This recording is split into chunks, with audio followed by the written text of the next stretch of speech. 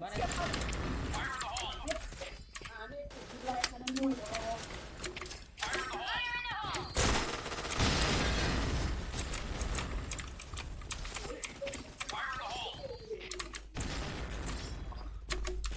dekat. Orang best terus. Masih dia. Di buntu ada nggak? Atas. Atas. Cemas dia.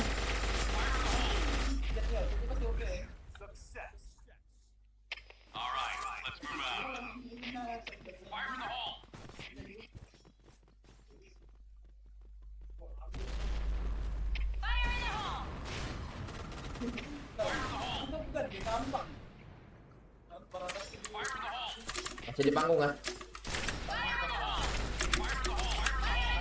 Tol 2.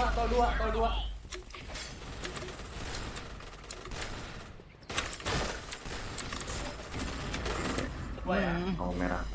Jar.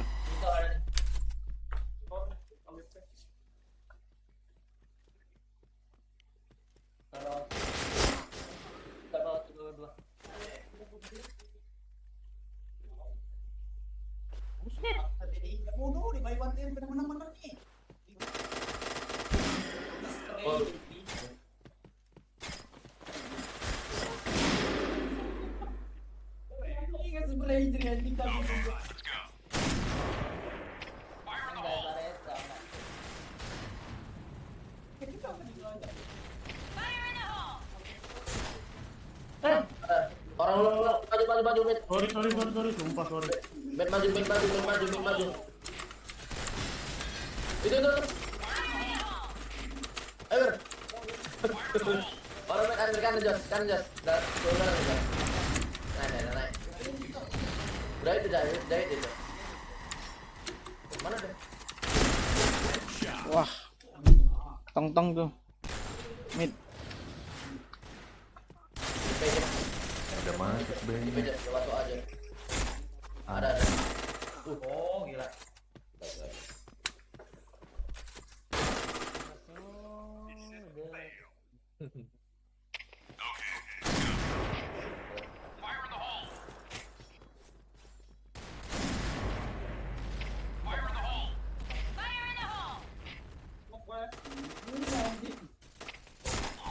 Ada mid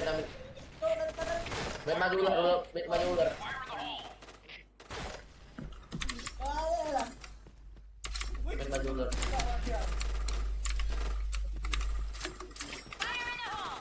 Oh ya, biar masuk.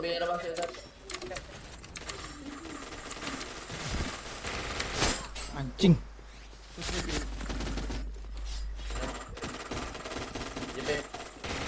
Pasang B. Banyak tuh, B-nya 1 doang. Iya. Cepet. Orang A, 2.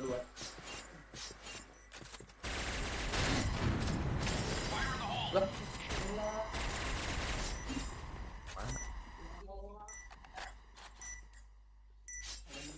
Sampai itu.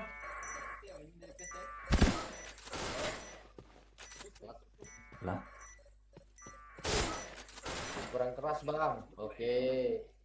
Dibacotan kita nih.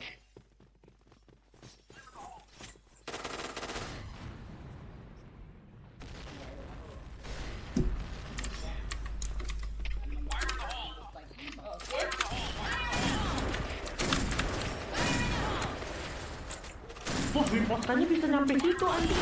Anjing. Apa orang ini? Enggak jelas.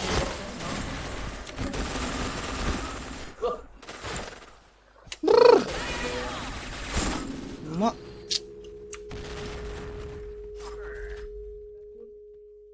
Pojok tuh, Bang. Ajar masuk tuh.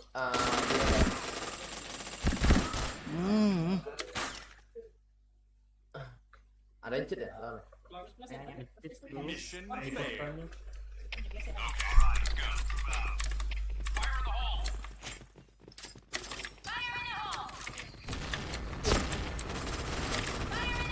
Ular bawah.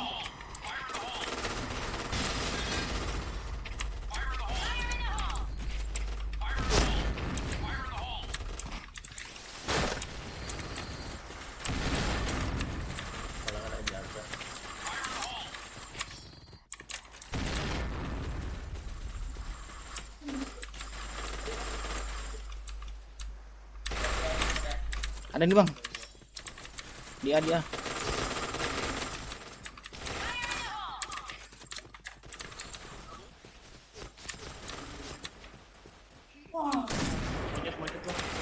Monyet satu. Satu lagi nggak tahu.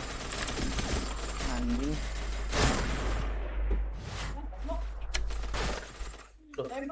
Merah base. Pengen dimajuin.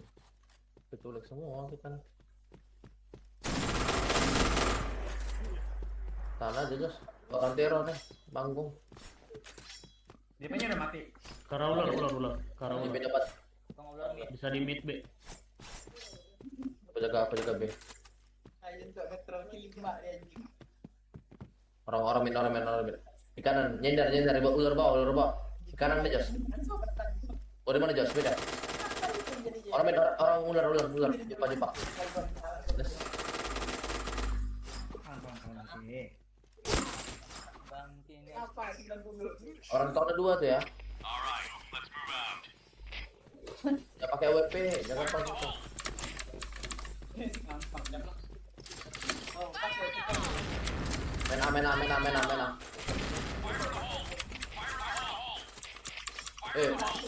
Jangan asem.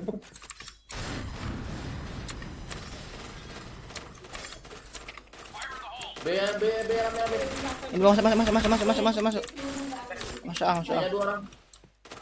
Ini merah musuh ya. DRB.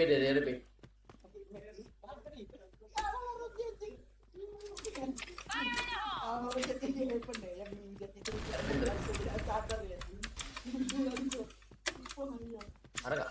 Dapat. Anjing cheat Mana tuh? banget. Panggung kan? Merah mas merah musuh. Iya, di panggung. Tungguin gua. Monyet. Tanah ya di monyet. Ditol udah ditol. Orang telas kan? Ah, monyet. Ini boy babi. Timing banget dia padahal nungguinnya. Di tol. Monyet. Oke, nice.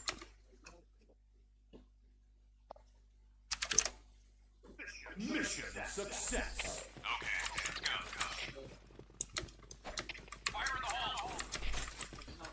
Masa disamper. Aspam.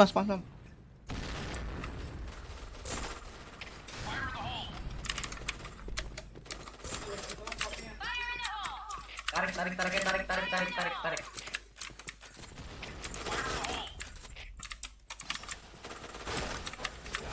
Woi, JP nyender.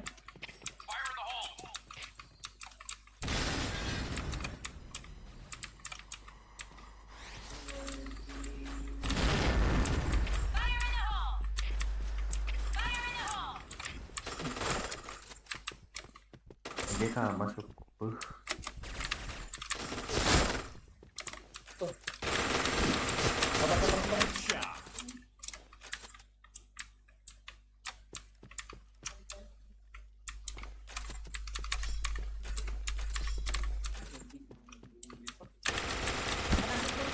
JP.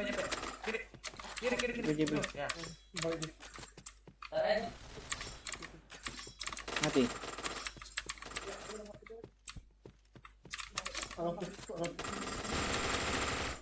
Kabur dia.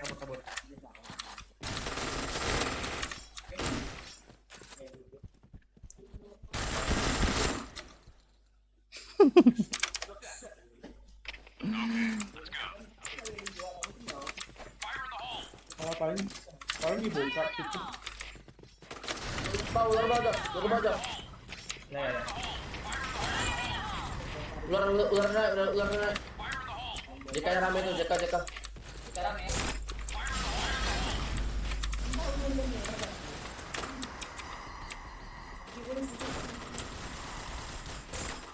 Wah, ini ular semua. Udah bisa. Anjing, nggak kelihatan cuk, gelap kali. Bangsat. Bomb has been planted. Di chat sekarat tuh. Karakter cewek. Tolong bang. Wah, langsung Red team win. Enggak apa. Last map ini, last map dah. Jangan. Udah kah? Belum. Jangan. Ayo last map. Sisa 30 menit lagi nih. Ayo, Sa. Lawannya betul kan? Daripada kita kamu sendiri.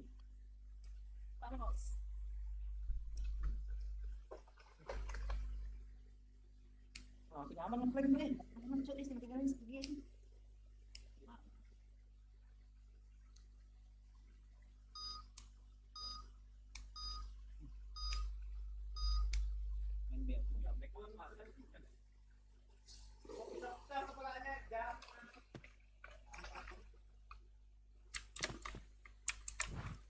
Musik kan ada yang disolain.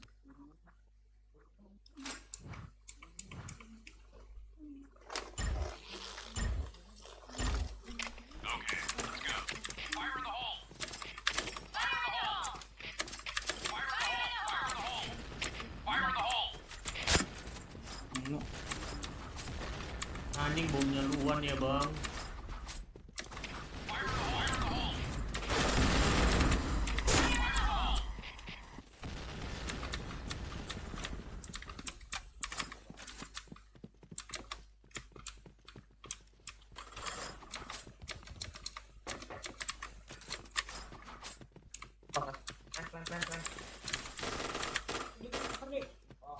Keluar ya?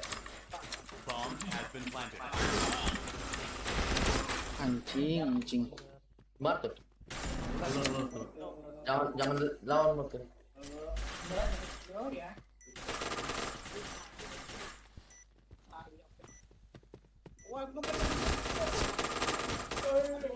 Tuh. Orang JP tadi. JP. Orang JP plus.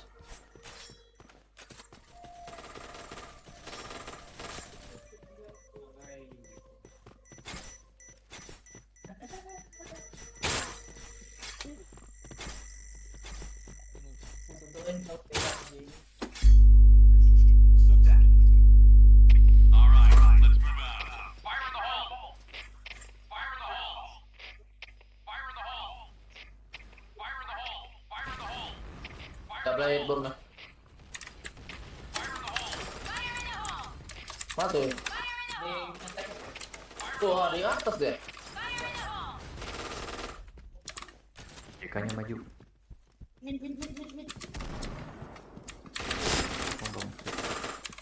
Alah bokong bangsat. Ular satu mob tim.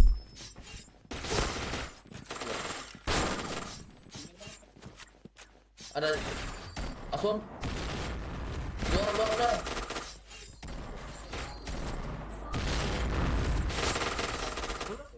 Astaga. Let's go. Fire in the hole. Fire in the hole. Hati-hati, mid-nya ada tuh. Apa? Mid ada atas.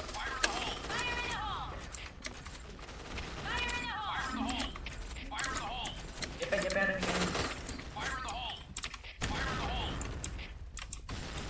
Darah tengah tuh JP. Pasang. Has been planted. Ayo masuk depan. Ada lagi gitu.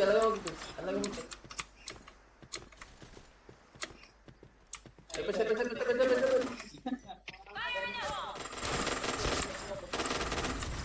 Bomb defused. Kejauhan.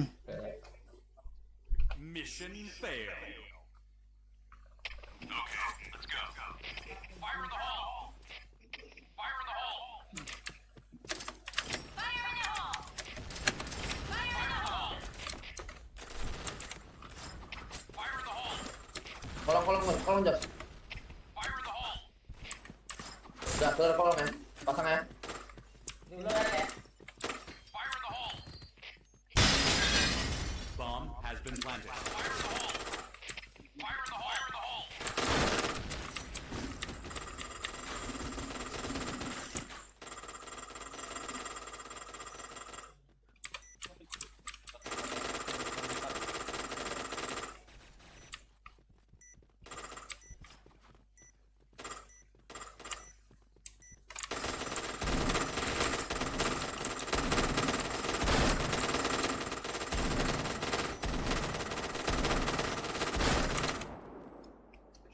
Mas. Okay, let's go.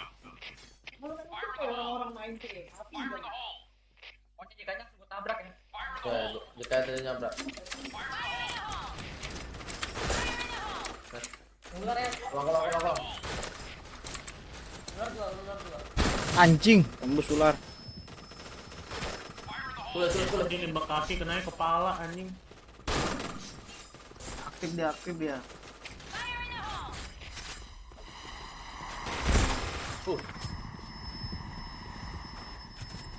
Ini FDP nembak kaki sama kepala bangsat. Keren anjing pelurunya. Ngeri. Okay, let's go. Fire in the hole. Fire in the hole. Fire in the hole. Fire in the hole. Fire in the hole. Fire in the hole. Fire in the hole. Fire in the hole. Beda memit. Fire in the hole. Ketahuan padahal. Aduh jikanya maju terus pas itu. Nice. Nice. Fire in the hole. Ada orang. Dapat sampah. Fire in the hole. Fire in the hole. Bomb has been planted. Sulit. Off dari JK. Mata sini. Orang tol. Orang ada sulit. Sulit.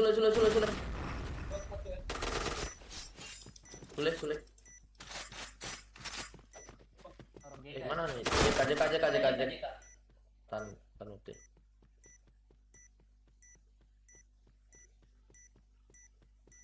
Dah.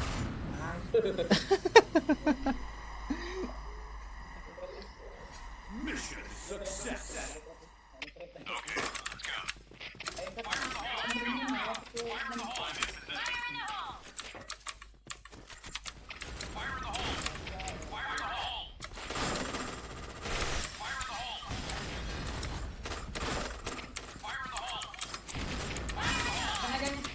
PADP ya.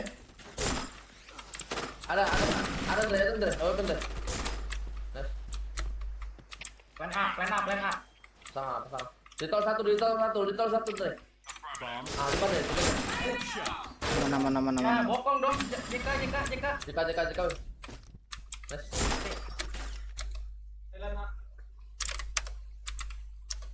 Udah ke A aja semua. Mission Nggak usah success. ke mana-mana. A-nya kebolin. Tuh pam nih jablain ya.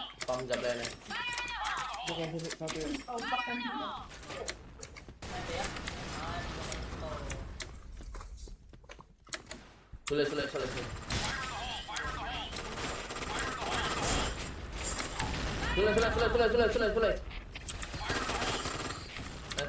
Down.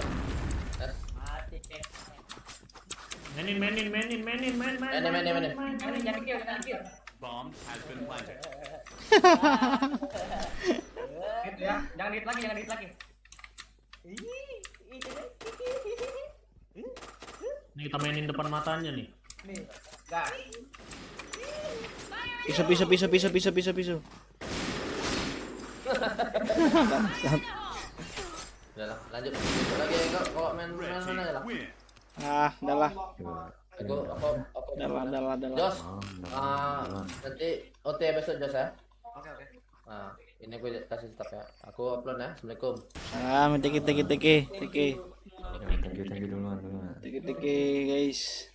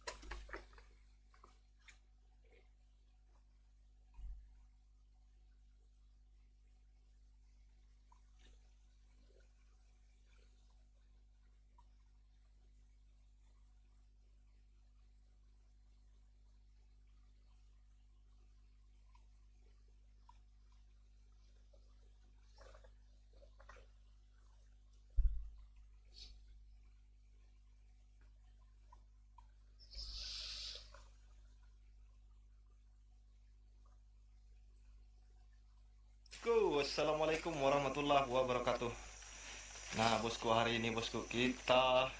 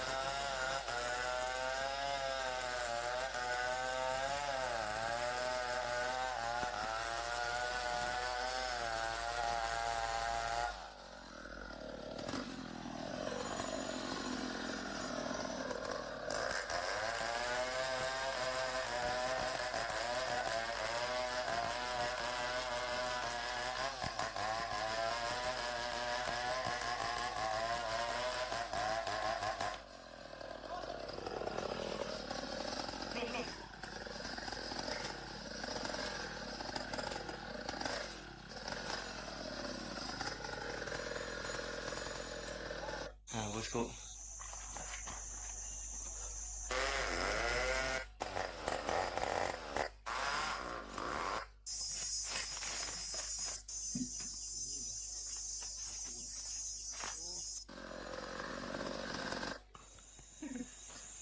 nggak bisa kita dekat-dekat, habis kaki dihantamnya. Maka kalau semut ini yang gigit, sobek dijamin. Tangan kaki sudah banyak dimakan mereka.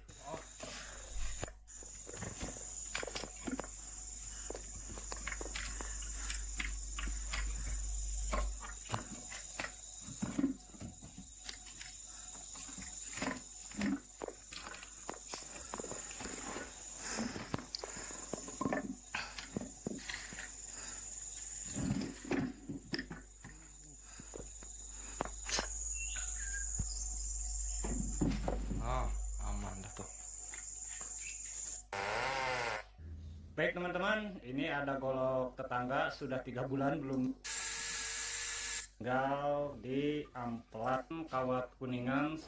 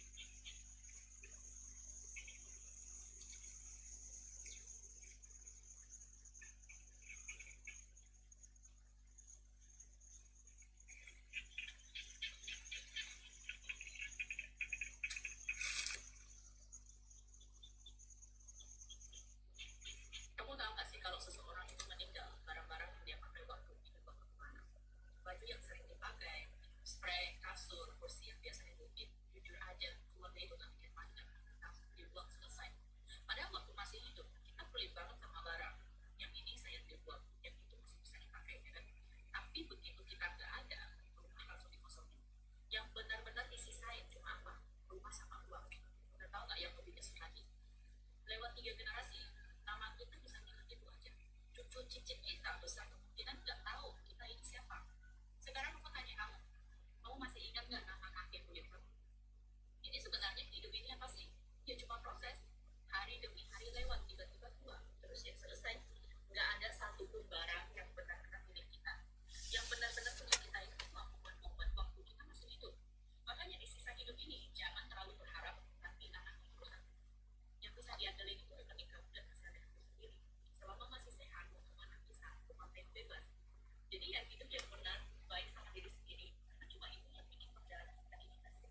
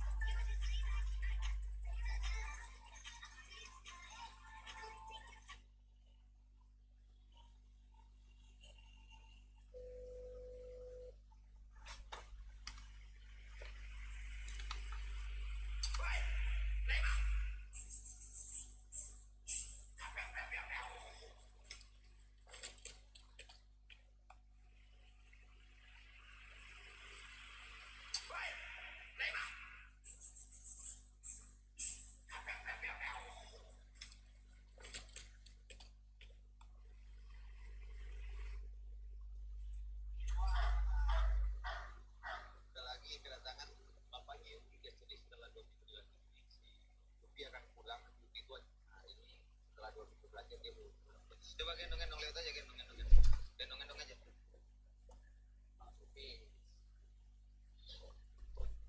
Kesan pipis. Udah cek sih ya. Coba dari sana, sono. Sama apa lagi waktu dia paling susah diatur, paling pasti fisik. Orang baru ya. Nah, coba. Tuh, pegang aja. Bilang koreksi aja. Tarik aja koreksi. Bilang no.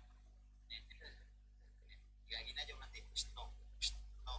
Iya, pegang aja kepalanya. Good. Ini pertama ketemu nih. Iya, betul. Biasanya itu yang pemain digigit. Anjir. Gara-gara nggak gigit maksudnya. Datang langsung but. Bolong sampai celananya kan. Tapi sekarang sih aman ya. Pegang aja, Bang. Udah lebih tenang ya dia. Nih, coba nih. Kameramen gua nih. Coba sini pegang dia. Biasanya kan langsung orang kan kenal loh nih. Pegang aja. Awas semua di bawah.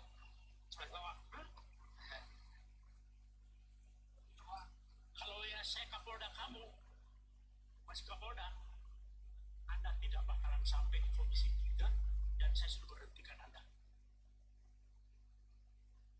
Anda kok Kapolres sudah kompes seperti itu, bagaimana polisi ke depan? Oke, saya bacakan pasal 34 ya. Pasal 34, setiap orang yang terpaksa melakukan perbuatan yang dilarang tidak dipidana jika perbuatan tersebut dilakukan karena pembelaan terhadap serangan atau ancaman serangan ketika yang melawan hukum terhadap diri atau terhadap diri sendiri atau orang lain. Penghormatan dalam arti kesusilaan atau harta benda sendiri atau orang lain. Oke, itu kalau Anda belum jelas, saya bacakan pasal 34 penjelasannya. Itu lebih rinci lagi di situ. Ada penjelasan pasal 34. Ini bukan tindak pidana. Kalau di KUHP Lam Ormah, alasan pembenar bahwa orang itu membela diri, bukan undang-undang lalu lintas. Anda salah menerapkan. Jaksa lagi P21 juga. Anda koordinasi yang nggak benar itu. Polres dengan kejaksaan. Anda koordinasi tapi salah. Bagaimana? Jadi maksud saya begini, Pak Kapolres dan Pak Kajari, ini bukan RJ. Tidak ada tindak pidana di sini. Sependapat dalam, tidak ada tindak pidana. Orang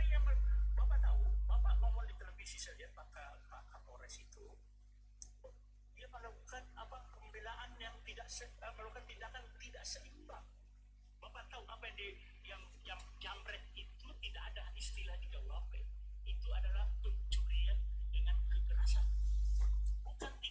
Bukan pencurian biasa, bukan pencurian pemberatan, tapi pencurian dengan kekerasan. Curas itu Pak, curas itu begal.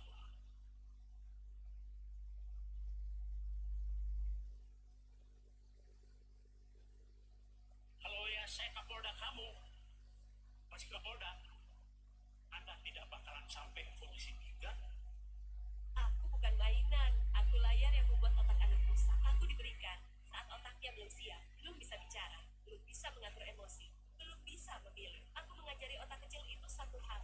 Dunia harus cepat, cahaya, suara, gerak tanpa henti. Pelan-pelan otaknya lupa cara menunggu, lupa cara tenang, lupa cara fokus tanpa hiburan.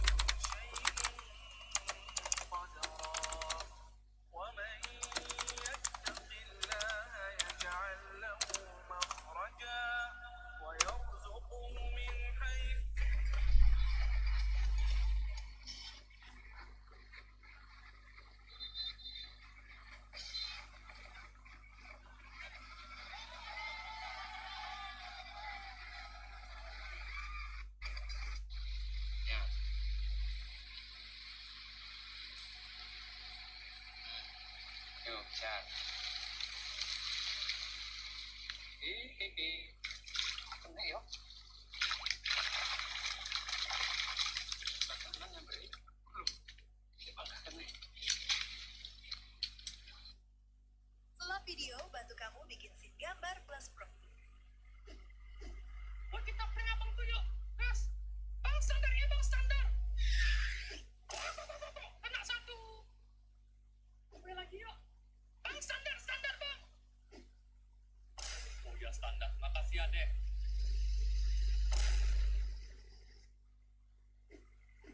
Buat kita prank abang tuh yuk, gas. Bang standar ya bang standar. Kena 1. Boleh lagi yuk.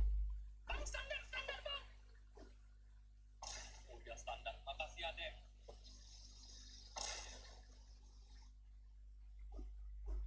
Buat kita prank abang tuh yuk, gas. Bang standar ya bang standar.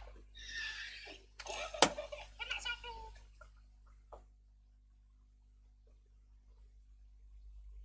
Tipe cowok lu tuh yang kayak gimana sih? Yang ganteng, wangi, banyak duitnya, intinya off. Oh, harus om-om. Ya, Kalau sama Brondo nggak mau. gak mau. Kenapa? Karena berantem selin, gak ganteng, gak apa. Pokoknya jelek. Dia gak jelas. Raiso bayang nih, sore sampean tinggal pensiun piye mah. Walah iku bu. Bingung lek mikir sing tak tekonane konol mah. Konol keo. Cuk. Cuk.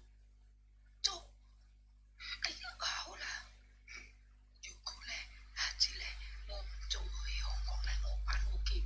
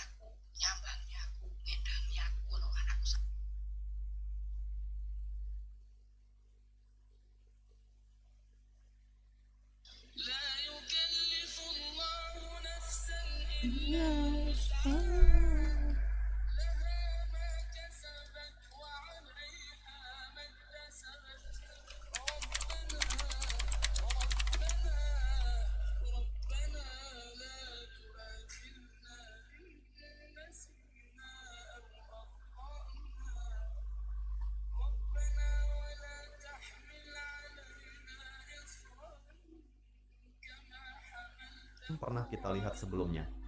$4.310 per ons di pasar dunia dan 2,67 juta rupiah per gram di Indonesia.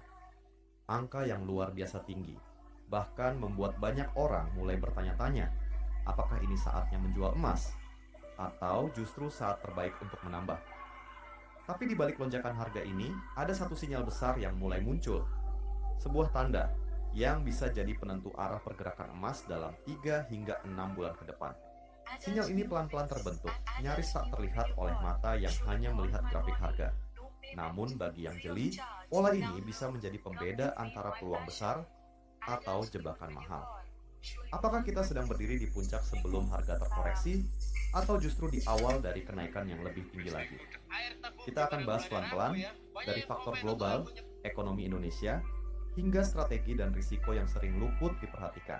Karena apa yang terjadi beberapa bulan ke depan bisa jadi momen krusial bagi siapapun yang memegang atau berencana membeli emas.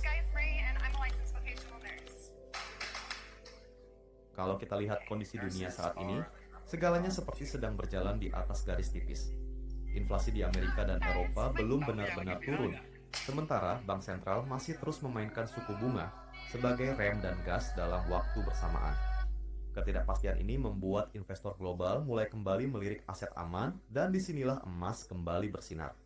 Ketika pasar saham goyah dan obligasi tidak lagi menjanjikan, logam kuning ini jadi tempat banyak orang menyimpan napas. Sementara itu, di Indonesia, situasinya juga menarik. Nilai tukar rupiah terhadap dolar belakangan menunjukkan fluktuasi yang cukup tajam. Ketika rupiah melemah, harga emas dalam negeri otomatis naik, karena perhitungannya mengacu pada dolar Amerika. Bank Indonesia pun masih berhati-hati menjaga stabilitas moneter agar inflasi tetap terkendali. Dan di tengah ketegangan global ini, emas kembali menjadi simbol ketenangan, aset yang diam, tapi menyimpan cerita tentang bagaimana ekonomi dunia bergerak. Secara global, pasar masih terus menebak langkah bank sentral besar, terutama The Fed. Kenaikan atau penurunan suku bunga mereka bukan hanya soal kebijakan moneter, tapi seperti ombak besar yang mengguncang seluruh dunia keuangan. Saat suku bunga turun, emas biasanya mendapat angin segar, karena investor beralih ke aset yang lebih stabil dan tahan inflasi. Tapi ketika suku bunga naik, sebagian modal beralih ke dolar, membuat harga emas cenderung tertahan. Untuk Indonesia, pengaruhnya terasa ganda. Selain efek dari dolar, kita juga punya faktor internal, pertumbuhan ekonomi, defisit anggaran, dan tingkat konsumsi masyarakat. Ketika daya beli melemah, minat terhadap emas fisik bisa ikut turun. Tapi di sisi lain, investor yang waspada justru menambah tabungan emasnya sebagai pelindung dari ketidakpastian. Semua ini menciptakan dinamika yang menarik. Emas bukan sekadar komoditas, tapi juga cerminan dari rasa percaya dan rasa takut dalam perekonomian global.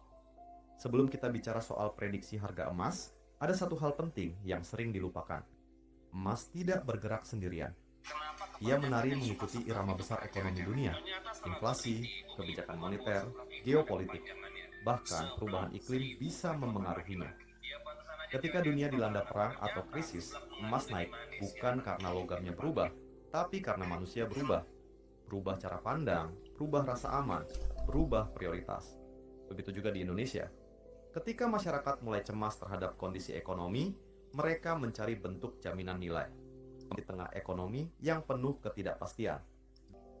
Karena meski tak menghasilkan bunga, nilainya bisa naik seiring melemahnya daya ekonomi global melemah di dalam negeri, juga bisa memengaruhi harga jual ke masyarakat.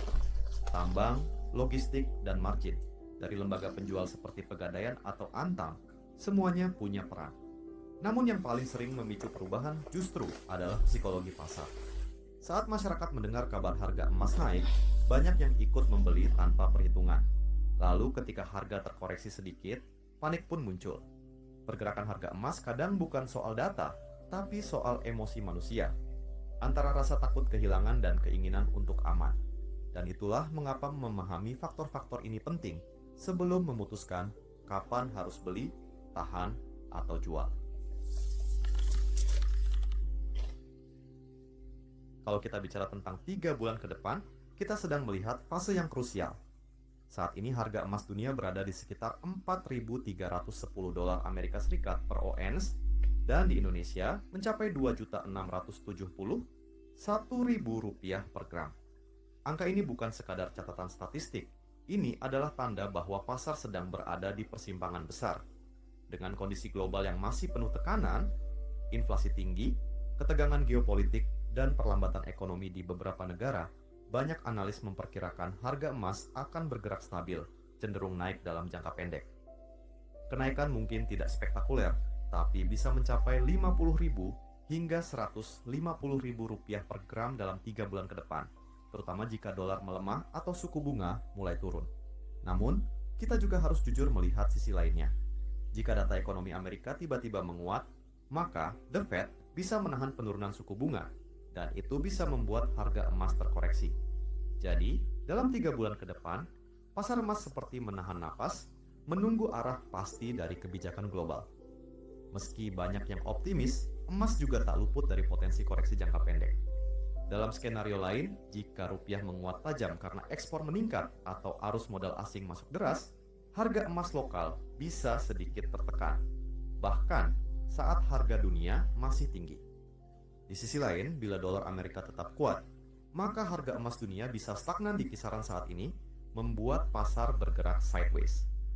Jadi, untuk 3 bulan mendatang, kita bisa melihat rentang realistis harga emas di Indonesia berada antara Rp2.600.000 hingga Rp2.820.000 per gram, tergantung kondisi makro yang berkembang.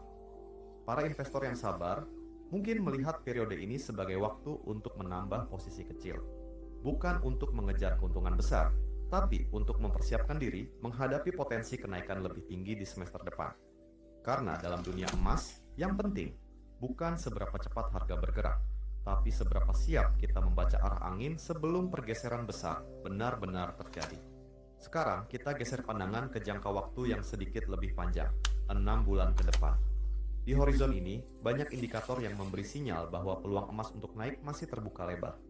Beberapa analis memperkirakan, jika tekanan inflasi belum benar-benar mereda dan dolar mulai kehilangan momentum, harga emas dunia bisa menembus $4.500 per ons, bahkan lebih. Untuk Indonesia, dengan asumsi kurs rupiah bergerak stabil di kisaran 16.000 sampai 16.500 rupiah per dolar, harga emas bisa menyentuh Rp2.800.000 hingga Rp3.000.000 per gram.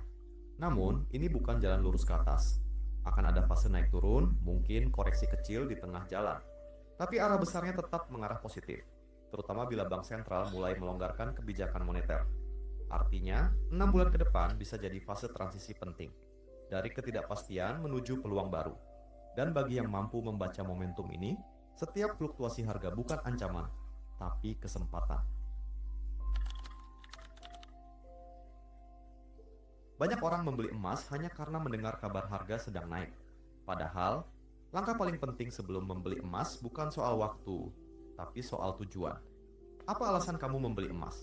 Untuk melindungi nilai uang dari inflasi, menabung jangka panjang, atau sekadar ikut tren? Karena kalau tujuannya tidak jelas, maka setiap fluktuasi harga bisa membuat panik, dan keputusan jadi impulsif. Strategi pertama yang perlu diingat adalah pahami bentuk investasi emas yang kamu pilih.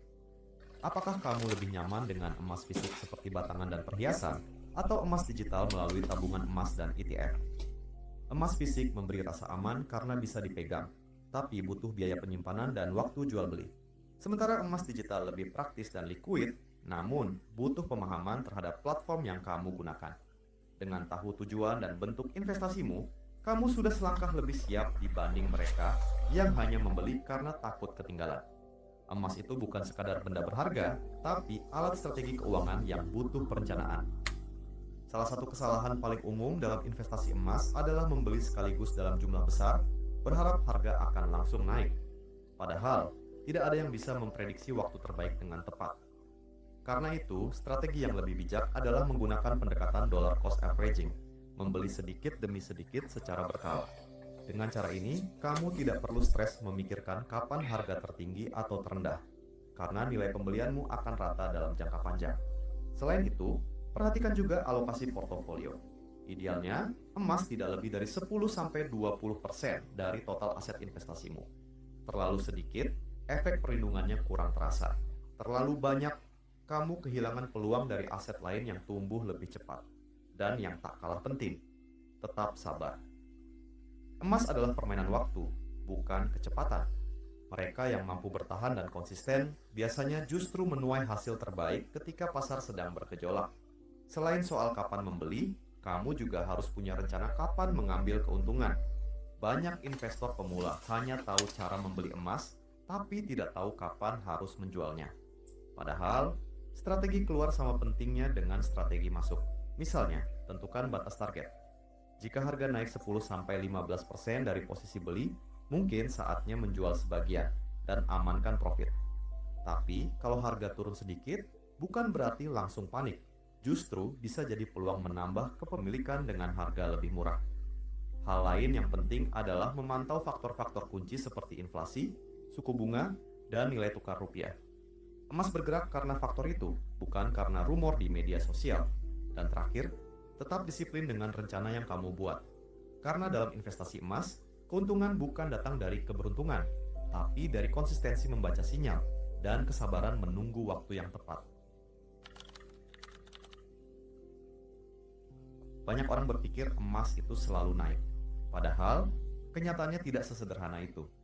Harga emas memang cenderung meningkat dalam jangka panjang, tapi di perjalanan, ia juga bisa mengalami penurunan cukup tajam. Dan disitulah banyak investor panik. Kesalahan paling umum adalah membeli emas di puncak harga, hanya karena melihat semua orang sedang ramai membicarakannya.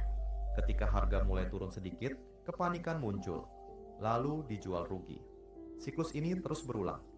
Selain itu, banyak yang lupa memperhitungkan biaya tersembunyi, seperti biaya penyimpanan emas fisik, selisih harga jual dan beli, spread, serta biaya asuransi kalau disimpan di tempat aman.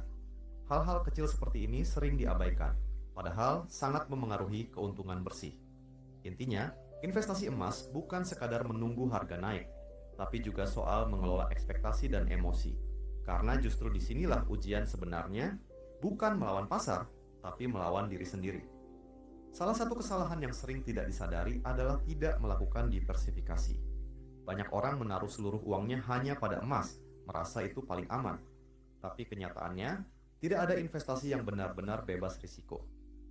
Ketika harga emas stagnan selama beberapa tahun, investor yang tidak punya aset lain bisa kehilangan momentum keuntungan di tempat lain, misalnya di saham, obligasi, atau reksadana. Kesalahan lain adalah mengabaikan konteks ekonomi lokal. Misalnya, harga emas dunia bisa naik tinggi, tapi kalau rupiah sedang menguat, harga emas di Indonesia bisa justru turun. Banyak yang kaget karena tidak memahami hubungan antara nilai tukar dan harga emas lokal. Dan yang paling berbahaya, berinvestasi tanpa perencanaan jangka waktu. Membeli emas tanpa tahu kapan akan dijual hanya karena nanti juga naik, membuat kita mudah kehilangan arah. Ingat, emas bukan jaminan instan. Ia butuh strategi, waktu, dan ketenangan dalam mengambil keputusan. Risiko terakhir, dan mungkin yang paling sering, adalah percaya bahwa emas akan selalu menyelamatkan kondisi keuangan. Padahal, tidak selalu begitu. Ada masa di mana emas stagnan bertahun-tahun, sementara aset lain seperti saham atau properti tumbuh jauh lebih cepat. Kalau semua uang ditempatkan di emas, potensi keuntungan lain bisa hilang begitu saja. Selain itu, jangan sampai emosi mengambil alih logika. Banyak yang membeli karena takut tertinggal, FOMO, dan menjual karena takut rugi, panic sell. Padahal, keputusan terbaik biasanya lahir dari analisis dan kesabaran, bukan perasaan. Kuncinya adalah menjaga keseimbangan. Tahu kapan harus bertahan, kapan mengambil langkah, dan kapan diam sejenak. Emas memang aset yang kokoh, tapi bukan berarti kebal terhadap kesalahan manusia. Karena pada akhirnya, bukan emasnya yang menentukan hasil, tapi cara kita memperlakukannya sebagai bagian dari strategi keuangan yang matang. Kalau kita bandingkan emas dengan saham, keduanya seperti dua sisi mata uang yang berbeda. Saham menawarkan potensi pertumbuhan, bisa naik tinggi ketika ekonomi berkembang dan perusahaan mencetak laba besar. Tapi di sisi lain, risikonya juga besar. Harga bisa anjlok hanya karena rumor, sentimen pasar, atau krisis global. Sementara emas bergerak lebih tenang. Ia tidak memberikan dividen atau bunga, tapi menawarkan stabilitas dan perlindungan nilai. Saat pasar saham turun, emas sering jadi tempat pelarian investor. Namun bukan berarti emas lebih baik dari saham, atau sebaliknya. Keduanya punya peran berbeda. Saham cocok untuk pertumbuhan jangka panjang, sedangkan emas lebih untuk menjaga keseimbangan dan melindungi nilai ketika pasar goyah. Investor yang bijak tidak memilih salah satu, tapi tahu bagaimana menggabungkannya. Karena dalam dunia investasi, kekuatan sejati sering muncul bukan dari memilih yang terbaik, tapi dari tahu bagaimana menyeimbangkan risiko dan peluang. Kalau dibandingkan dengan obligasi atau deposito, emas juga punya karakter unik. Deposito memberi bunga tetap, tapi nilainya bisa kalah dari inflasi. Obligasi lebih stabil, tapi sensitif terhadap perubahan suku bunga. Sementara emas tidak memberikan bunga sama sekali, tapi nilainya sering justru naik saat inflasi meningkat atau ekonomi melemah. Ketika suku bunga tinggi, orang lebih tertarik ke deposito dan obligasi karena imbal hasilnya jelas. Tapi saat bunga mulai turun, emas kembali dilirik karena menawarkan perlindungan terhadap nilai uang yang melemah. Itulah mengapa emas sering disebut aset kontrasiklus. Ia naik ketika yang lain goyah. Jadi, bukan soal memilih antara emas atau deposito, antara emas atau saham, tapi soal komposisi yang pas untuk profil risiko dan tujuan keuangan kita sendiri.